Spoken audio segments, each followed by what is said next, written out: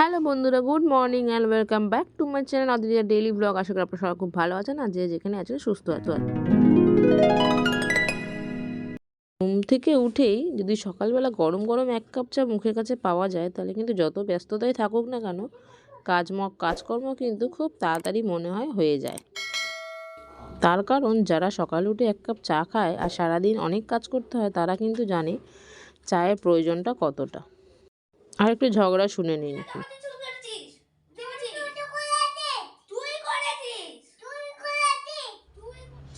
চা করে রেখে আমি আটাটা মেখে নিয়েছিলাম।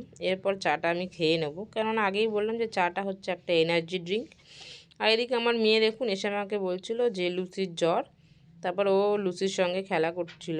তো ওকে দেখতে দেখতে আমার চাটাও খাওয়া হয়ে গেল।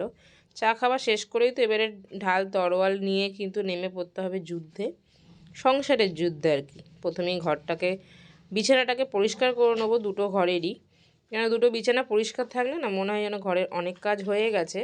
আর ঘর দুয়ার পরিষ্কার করে নেওয়ার পরে আমি চলে যাব একদম সোজা রান্নাঘরে প্রথমে গিয়ে আমি করে নেব রুটি। আর একটু আগের দিনে তরকারি আছে, সেই তরকারিটা আমি গরম করে নেব। আর ছোটো মেয়ের একটা রুটি ধুয়ে ওকে খাইয়ে দেবো। আর বড় মেয়ের খাবারটা ছোটো মেয়ে আজকে দিয়ে দিচ্ছিলো দিদিকে, যে দিদি তুই বসে আছিস সেটা নিয়ে খা। আমার ছোটো মেয়ের ঝ্যাঁটাটাকে নিয়ে চলে এসছে মাঝখানে। এরপরে ছোটো মেয়েকে খাইয়ে, আর এই যে ছাঁকনিটা আপনাদের দেখাচ্ছিলাম, তার কারণ ওটাই মেলার থেকে কিনেছি, আপনাদের দেখানো হয়নি। এরপরে ভাতের চালটা নিয়ে চালটা জলে ভিজিয়ে রেখে আমি চলে যাব জামা কাপড় কাচতে। জামা কাপড়গুলো আমি কমফোর্ট দিয়ে ডেটল দিয়ে ভিজিয়ে রেখেছি, আর ওর বাবা আসলে ছাদে গিয়ে মেলে দেবে। সকাল থেকে একটু সময় পাইনি কথা বলার, তো এখন কথাটা বলি। কালকে আমি ভিডিও শুরু করেছিলাম, কিন্তু ভিডিওটা আমি এডিট করতে পারিনি। তার কারণ আমি পুরো ভিডিওটাও করতে পারিনি। কারণ হচ্ছে আমি ফোনটা আমার মেয়েকে হোমওয়ার্ক করতে দিয়ে, ওর ম্যাম হোমওয়ার্ক পাঠিয়েছিল, সেগুলো দিয়ে আমি গেছিলাম একটু পার্লারে। তো দেখলে নিদি সকাল থেকে খুবই ব্যস্ততার মধ্যে কাটে। এবারে এখন আমি জামা কাপড় কেচে কমফোর্টে ভিজিয়ে রেখে চলে এসেছি রান্নাঘরে। মাছের মাথাটা ধোবো আর চালটা ধোবো। আমি ডাল করেছিলাম আর ভাতে আলু সিদ্ধ দিয়েছিলাম, আলু সিদ্ধ মাখা হয়নি, আমি চলে গেছিলাম পার্লারে। তো সেই কারণেই আলু সিদ্ধটা আজকের আমি ভাতে আবার দিয়ে দেবো, তারপর আবার মাখামাখি করব। আর মাছের মাথা, এটা হচ্ছে আর মাছের মাথা, ওটা আজকে কষা করবো। তো আপনাদেরকে আমি অবশ্যই রেসিপিটা শেয়ার করব। তো তার আগে আমি এই যে কটা চায়ের বাসন আছে আর মেয়েরা টিফিন করেছে, সেই সব বাসনগুলো একটু ধুয়ে নিই, আর চালটা ধুয়ে নিই, মাছের মাথাগুলো ধুয়ে নিই। চলুন। নুন হলুদটা মাখিয়ে রেখে দিয়ে আমি যাব ঘর ঝাড় দিতে।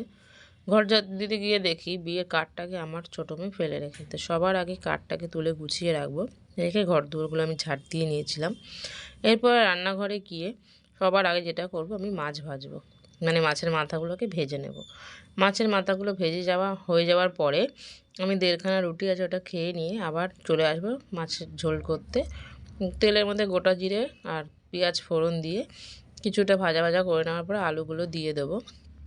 আগের দিনে একটু মশলা ছিল, তাই শুধু আদা বাটাটা ছিল না, তাই একটু আদা বেটে নিলাম।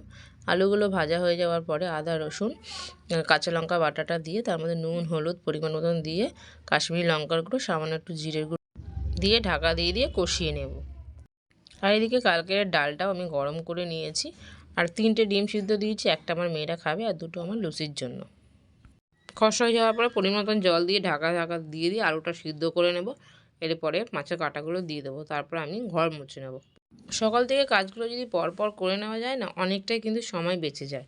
আর আমি লুচির জায়গাটা আজকে ভালো করে মুছবো বলে, আর লুচিকে তেল মাখানো হচ্ছে, তাই ওকে রোদ্দুরের কাছে বেঁধে দিয়ে এসেছি। আর এদিকে আমি ঘর মুছতে মাছের ঝোলে হাত ধুয়ে একবার গরম মশলা দিয়ে দিলাম। এরপরে মাছের ঝোলটা কমপ্লিট হয়ে যাওয়ার পরে আমি ডাইনিংটা সুন্দর করে মুছে নেব। সার্ফ ছড়িয়ে দিয়েছি, নাহলে পরিষ্কার হবে না। আর সমস্ত ঘরই আমার মোছা হয়ে গেছে, ডাইনিংটা লাস্টে আমি মুছে নিয়েছিলাম। ডাইনিংটা আমার প্রচণ্ড নোংরা হয়, ডাইনিং মুছে চলে যাবো রান্নাঘর। তারপরে রান্নাঘরে এসে আমি একটু লঙ্কা আর পেঁয়াজ ভেজে নিচ্ছি, আলু সেদ্ধটা মাখবো বলে। তারপরে ননার জন্য জল গরম করে ওকে তেল মাখিয়ে স্নান করাবো। এখন বাজে 3:20 মতো। তো এখন জাস্ট এই সবে খেয়ে দিয়ে উঠলাম, এখনও বাসন টাসন কিছু মাজা হয়নি, তো এখন আর মাজবও না। তো এইভাবেই সকাল থেকে দুপুর পর্যন্ত আমার busy morning to daily routine আপনাদেরকে আজকে দেখালাম। আশা করি আপনাদের ভালো লাগবে। আর এরপরে কিন্তু কাজ শেষ হয়ে যায় না, অনেক কাজ থাকে। এখন ছোটো মেয়েকে ঘুম পাড়াবো, সেটা হচ্ছে সবথেকে বড় কাজ। তো আজকে মতো ভিডিওটাকে এখানেই এন্ড করছি। ভালো লাগলে লাইক কমেন্ট শেয়ার করবেন, চ্যানেলটাকে সাবস্ক্রাইব করে আমার পাশে থাকবেন। Bye bye.